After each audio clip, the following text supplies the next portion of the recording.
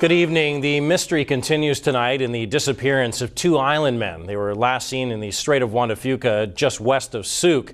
A massive search turned up two kayaks, but the longtime friends are nowhere to be seen. Kristen Robinson reports. At 4 o'clock, they were seen messing with the kayaks here, and at about 5 o'clock, they were sighted inside of Whiff and Spit. Ralph Hull maps the last known sightings of two men he contracted to do work around his Sooke vacation rental property.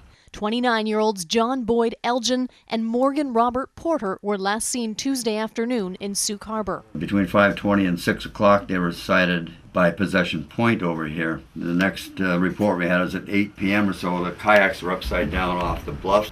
Don't ever go out in the ocean with these kind of things. The two blue kayaks it's believed Elgin and Porter borrowed were recovered near Otter Point. They'd been on Hull's property for years but were never meant to leave the harbor. A backpack from this barge is still missing. It's a mystery to us. Did they load it up with stuff to go out and play, like beer or sandwiches or what, you know, and somebody wearing that? And if one of those kayak paddlers was wearing a backpack, then that might preclude a life jacket on that person. You can survive with this. Well, this is flotation. It'll actually help some, but it's not approved by DOT. This life jacket found near Iron Mine Bay matches the log number of one Hull had lying around but never used. He believes a rogue wave may have swamped the men, with the backpack weighing one of them down. How do you lose two guys is a mystery.